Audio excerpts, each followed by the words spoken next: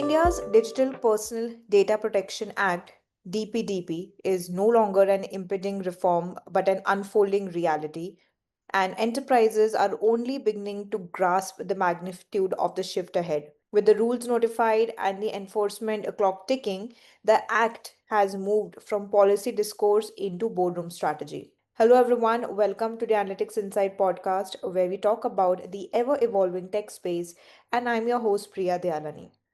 Now, the DPDP Act has been in place since August 2023, but the rules complete the operational framework that businesses have been waiting for. And for the first time, organizations have clarity on what will be expected and by when. The transition window is no longer theoretical, it has already started. Joining us today is Protiviti's Managing Director, Mr. Sachin Tayal, to discuss how CEOs can embed accountability for data across the organization, align privacy with digital ambition, and avoid the operational and reputational fallout that follows weak governance. Hi, Sachin, how are you doing?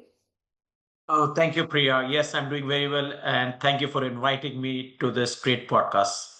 Thank you so much, Sachin. A warm welcome to you on our podcast today. And of course, we have been listening and hearing about the DPDP Act. But, today we are going to discuss some of the crucial elements of the Act and how this Act has been, impacting organizations and businesses. And what are certain things that CEOs can keep in mind while getting themselves aligned with the act today. But let's start by telling our listeners more about Protiviti. So, what does Protiviti do and its specialization, Sachin? Thank you, Priya. We are a global consulting firm that helps organizations solve complex business problems, Priya, where actually strategy, risk, and technology intersect. I'll also talk about what we don't do. We are actually not an audit firm. We don't do external audit. We don't do tax. So we are a truly independent consulting firm. So in India, we started around 12 years ago. So to that extent, we are a relatively young firm and that has worked in our favor. How it has worked in our favor? In these 12 years, we work with almost all the country's top 100 enterprises across sectors. And not just top 100, but others as well. And in these last 8 years, we have grown like tenfold because clients have trusted us with their complex problems. This has been possible because we have been able to deliver outcomes, not just advice. To give you an example, in risk advisory, what we have been initially known for, we have grown to become one of the top three firms in the country. And building on that foundation, we are now investing heavily in technology and AI, and especially in governance, data governance, AI risk, digital trust. That's where our clients seek sort of our help. So this is what we do and this is what we stand for. And looking forward for a great journey ahead. Great. Thank you for that crisp overview, Sachin. And of course, the holistic approach at Protiviti, where you combine governance, compliance, data, and digital transformation, it really positions Protiviti as a trusted advisors for leaders navigating uncertainty and long-term growth. And it also sets a strong foundation for the next part of our conversation, which is understanding and knowing more about you, Sachin. You have served in various leadership and client service role in your 22 years of wide-ranging experience, and you have had several mark engagements across diverse industry verticals around, risk, governance, and performance matters. So we would like to know more about you, Sachin. How has your journey been till date, and what exactly is your role at Protiviti today? I started around 2000 with one of the big four and was with them for almost 14 years. And at that point in time, India regional CEO, Middle East CEO Sanjeev Agarwal was setting up a firm in India. And around 2014, when we were setting up in India, I got in touch with Sanjeev. So I became sort of one of the founding managing director for the firm when we were starting in 2014. In these last 11 years plus, I have had several roles, starting leading the risk advisory for the North, then starting leading it for the whole of India, before passing it on to another leader. Then I started many initiatives, worked across. So now, currently, I'm responsible for India region as a whole for the firm. But my main role is to make sure, the client is a winner. They give us work. and they trust us, and we are doing justice by what we are promising to them. And second, and the most important, that of people, they are happy, they are satisfied, and they're motivated. And truly happy to state, we have been again certified as a great place to work for by the GPTW Institute, and that's the role which I'm really proud of.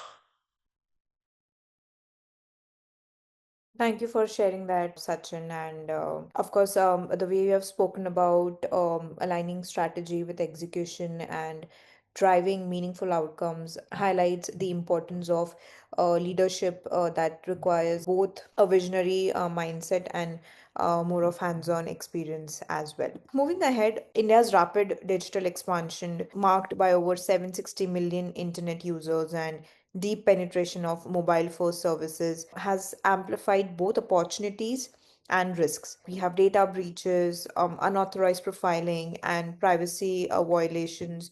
All of them have, been have called out for a legal overhaul. Earlier, the Information Technology Act 2000 and its Sensitive Personal Data or Information Rules 2011 offered limited safeguards focused on sensitive personal data. However, now with the rising breaches and more controversies around the use of personal data, we have led to multiple iterations of data protection draft laws, which has now accumulated in the DPDP Act 2023. So the act provided the legal foundation, while the DPDP rules 2025 supplied detailed operational mechanisms to fully activate that particular framework. So India's DPDP Act has shifted governance from a compliance issue to more like a leadership issue. Why do you believe that the act is now something every CEO must personally understand and not just delegate to legal or IT teams? Great question, Priya. DPDPA has changed the way actually not only every CEO, but even every board needs to think about data privacy. So it is no more a CIO or a compliance or an HR issue. It is pretty much an organization wide issue. We speak with several leaders, we speak with several board members, and they are telling us that there is a dedicated agenda in their board meetings about compliance to this DPDPA Act. But let me start first by saying it is just not a compliance which they are thinking about. And I'll give you my three reasons for this. Okay. The reason number one, actually, this eight clearly states the accountability lies with the data fiduciary. It clearly fixes the responsibility at the organization level, not just only at an individual level. Now, we have a Companies Act which clearly defines who is responsible for the organization, who are the key managerial personnel, which is a CEO, CFO, and the board. So clearly, if the data fiduciary has to do certain things and organization is responsible for this, the responsibility lies actually with the CEOs. They are the ones who are responsible to comply with that. And second, which is, I think, for India and also for global as well, the penalty is very high. If you are not going to comply with that, the act states that the penalty can go up to 250 crores. But to me, as I started saying by saying this earlier, it is just not about compliance issue. It is about a trust issue. What we believe is how organization collects, then manages, and even purges that data. The customers are going to reward that organization how that data is being treated. To give you an example, it's a very famous and they're in public domain. There was one of the credit reporting bureaus in the West where millions of data was actually leaked. I think the organization, the way they kind of responded to it, and by the time it came out and by the time it was treated, I think there was a huge outcry.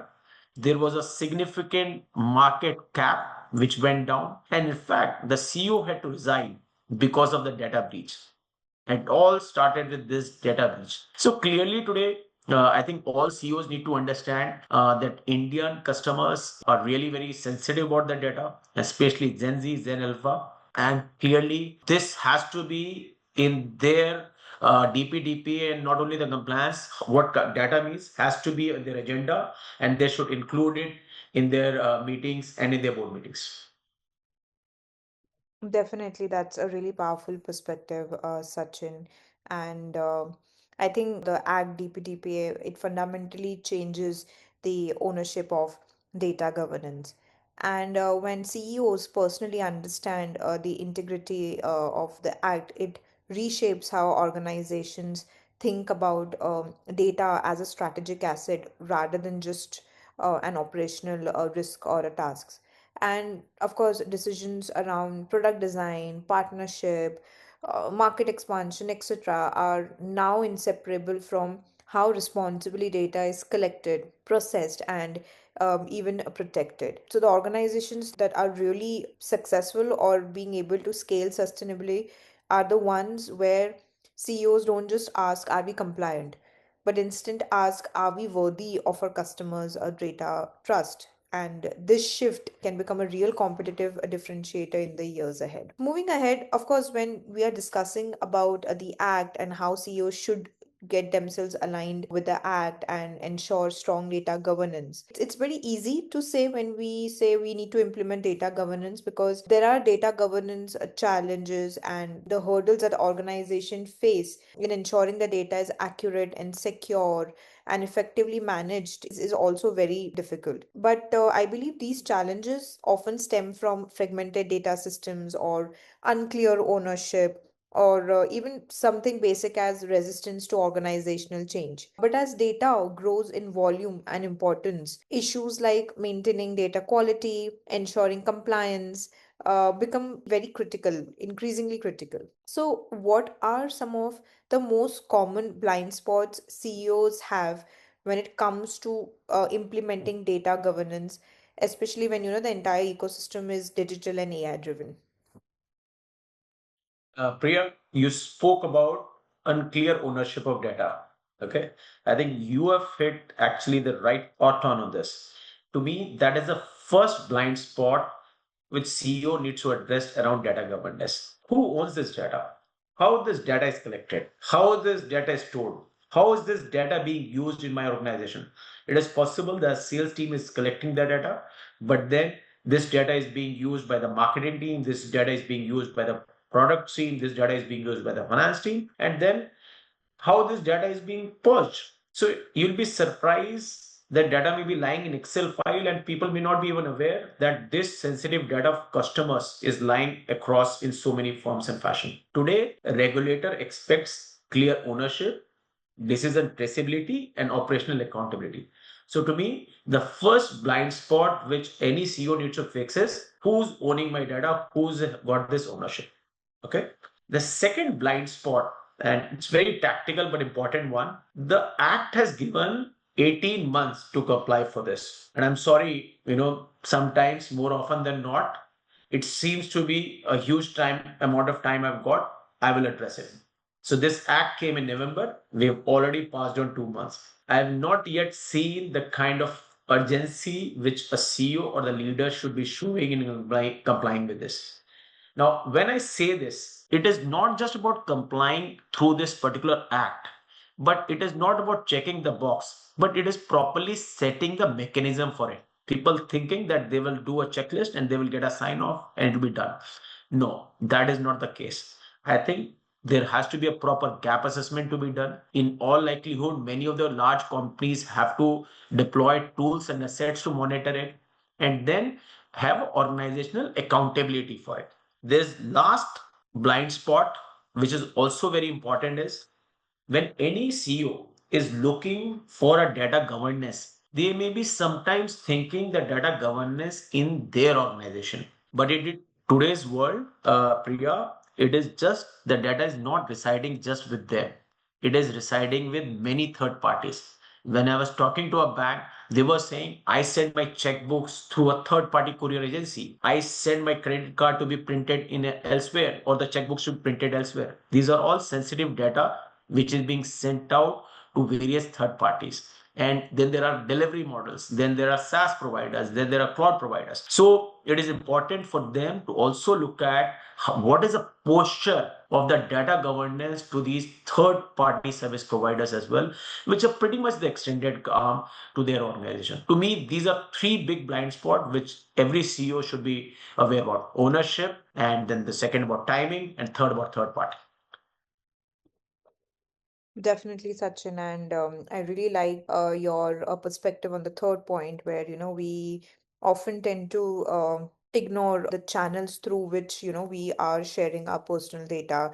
And I think that's one of the issues that CEOs also tend to ignore or neglect. And, they don't consider those third party agencies of the entire life cycle. And I think it is now not just the CEO responsibility, and it has become more like a broad level responsibility, because data is the backbone of any decision making and even automation. And that's when I think it's important that they don't consider data governance, just as a support function.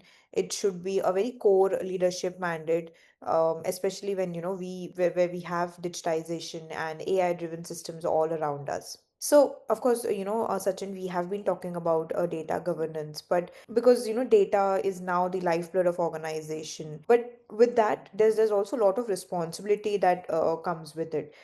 Because a single breach is all it takes for customers to lose trust and for companies to face millions in regulatory penalties. So, by understanding and embedding good data governance practices, organizations can mitigate these challenges and ensure compliance and even strengthen their overall security. But we have been talking about good governance, data governance. What does good data governance actually looks like in practice and not just in theory? And how do you think we can implement them into our day-to-day working pattern in organizations? Yeah. So, Priya, first thing is to me, for every CEO, it has to be top to bottom driven. So it's like same as the way culture is driven in an organization. People practices are driven in an organization. For us, people are extremely important. So it is not just our HR team which are responsible for driving people practices. It is actually driven by the CEO and all the top leaders. Same way, data practices have to be driven. Good data governance practices have to be driven from top to bottom. So, what does it mean? To give you an example, a CEO will have their monthly meetings with the leadership. They will have their town halls. They will have be meeting with the skip levels. So they need to make sure that they have an agenda set up on the data related topics in each of these meetings. It means that in the first few months, they need to make sure that their policies are in place, their implementation of gaps wherever they are identified are being set right, and it is being monitored right at the top. They will need to make sure that actually if there are tools which have to be implemented, those are being implemented. And if they think that there might be any potential data leak, it is not being left on the CIO, it is not being left on the legal team to address that. It has to be addressed at the CEO level, at the board level. That is the kind of seriousness it needs to show. I'll give you a corollary to this, and which I spoke in one of the recent article as well. Until Vishaka guidelines came, maybe prevention of sexual harassment was not such an important issue. It was prevented, but may not be at that level. But I think the act changed it, the way organization viewed the whole posh. Same way, I believe the DPDP Act will change the whole good data governance. That was one. Second, I think it is also important on a day-to-day practice how data needs to be respected. So I'll tell you what it means. For example, a product team is preparing a product. Okay, take any product what they're preparing, and they need to collate a data saying asking for a date of birth. But do you need every time a date of birth? Can you do it with the age range, saying are you from 20 to 30, 30 to 50, so on and so forth. So it's important that what data you're collecting and how you're respecting that data will make a lot of difference in a good data governance practice on a day-to-day basis. Third, I'll talk about consent. So it is important, Priya, like when you are going to take consents from customers to reuse their data, but customer may give you a specific content that yes, I'm okay that my data is being used to actually give me a service update. They may not give an update on, say, how you can use it from marketing perspective. So how each of these consents are going to be used and monitored across the departments, not just in this specific, but across the departments will be key. Last not the least, we as a consulting firm, we as an internal audit firm, not just because of that, but I think a regular audit should be conducted for reviewing and monitoring of data governance practices. And when the report is tabled, that I would see that CEO should be looking at each of these reports and reviewing whatever those data governance audit reports are showing up. I think to me, these are good four data governance practices which every organization should employ. That was a good one, Sachin, and I think that's a really powerful way to look at data governance because we talk about good governance practices, and most of the organizations still consider it more like a static framework or just like a compliance checkbox. But it is something which is, quietly shaping your everyday decisions. And it also reframes that governance is more like an enabler and not a constraint. When, data governance is driven from top to bottom with all the teams involved, I think everybody understand its boundaries and know who owns what. Decisions can actually move faster and also with less risk. So this kind of clarity and with a proper governance framework, I think we can avoid inefficiency and other ethical consequences that usually happen with a poor governance strategy. Now, let's shift our gears to on a macro level. I think for many businesses around the globe, the role of strong governance is associated with just compliance. Like, we just spoke that a lot of people consider it just like ticking their box exercise. Okay, okay, we have our governance, our framework set. Okay, we are following that. But I think it's costing a lot of time and resources, but delivering very little value. And it's something which is also wrong, I feel, considering with the current age that we are in. And but on the other side, there are businesses, specifically in India as well, who are starting to realize the benefit of implementing good governance codes in spite or just taking it as like a compliance requirement. So for companies that are operating across borders, international, expanding into international markets, how does the DPDPA interact with global regulations like the GDPR? And what strategic advantages can strong governance create in international markets? So first of all, let me share what is common between DPDP and GDPR. I think that will help you. Both these regulations are actually pretty much aligned in intent and the way they are built on.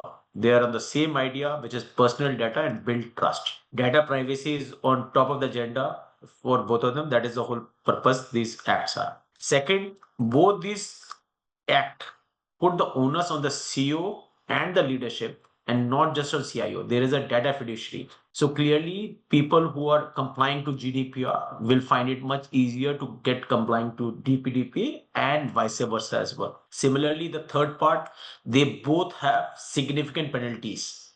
It is just not that if there is a leak, there will be not, there are actually financial penalties, which I earlier spoke about as well. Now, but there are key differences as well between these two acts. And when I spoke about penalty, GDPR is even harsher, that there is a percentage of revenue which can go as a penalty, whereas in the case of DPDP, it is 250 crores, which is fixed for the penalty as an amount. It can go up to 250 crores. GDPR is much more detailed, prescriptive, whereas DPDPA is more principle and outcome based. Now, as I said, DPDPA maturity, oh sorry, GDPR maturity will always help with DPA because you would have done a proper data mapping, you have done an ownership, you have done a control. I think with some localization, I think companies will be much better prepared when if anybody is GDPR compliant, they will like to become very easily a DPDPA compliant as well. So these are the key similarities and differences and how both of these act will interact between the two. Definitely, and I think really insightful perspective, Sachin. Thank you for sharing that. And of course, when studied closely, both the acts and regulations are closely aligned on the overall intent, where they want data protection and ensuring the trust of customers. I think that becomes very interesting because in global markets, I think trust is the major currency, and when if we are demonstrating responsible data ownership, I think that can accelerate more market entry and even impact customer loyalty. And I think in that sense, with a strong data governance, the entire mindset shifts from being just a legal obligation to more like business enabler and empowerment. So I think overall, the act and the rules of the act make a significant shift in how personal data will need to be handled in India. And I think organizations that get early on this can plan deliberately and ensure and integrate the elements of the act in their everyday operations in order to meet their obligations with confidence. So finally, Sachin, if you had to give CEOs one piece of advice navigating the DPDP Act today, what mindset shift is most critical for surviving in this era where data governance can become more like an advantage and not a constraint? Don't treat DPDPA as a compliance exercise. Treat it as a trust and leadership agenda. Actually, use it for your benefit, use it for your advantage. CEOs don't need to manage consent screens or privacy teams on a day to day basis, but they just need to set a clear ownership. No, they just need to demand visibility if there is a data risk. They need to make sure if anything they believe may happen, they need to be escalated at their level. They need to ensure that there is a responsible data use which is built in every day-to-day business. They need to ensure there's a proper audit being done. I think that is what I will like to give an advice. Treat this not just as a compliance exercise, treat it as a trust and leadership exercise. I think that will take them a long way. Ultimately, I think when we talk about DPT, it presents an opportunity rather than an obstacle. And they empower organizations to redesign their data ecosystem, embed privacy into product and process design from the start, and demonstrate to customers that their data and information is handled with utmost care. And companies that begin preparing now and by taking your advice and shifting to that mindset and strengthen their AI governance, I think will be better placed to earn trust and minimize their regulatory risks. Well, thank you so much, Sachin, for your time and effort to be on a podcast today and helping us understand that moving forward, India definitely has a chance to turn its privacy regime into a global benchmark for digital trust. Of course, the journey requires fair and consistent enforcement, a technology driven approach, and a strong commitment from businesses to embed privacy by design into every system. As I think India position itself as an emerging AI a superpower, the right governance can definitely is something which is very much foundational. Thank you so much, Sachin, for your advice and insights. It was lovely chatting with you. Thank you, Priya. Thank you for having me on your podcast. Thank you so much. This is for our listeners. I hope you enjoyed today's discussion around the DPDP Act and what are certain things companies and CEOs can keep in mind while aligning themselves with the Act today, and how does the future look like. Stay tuned for upcoming episodes, and you can view all our previous episodes on Spotify and other leading platforms. Thank you so much.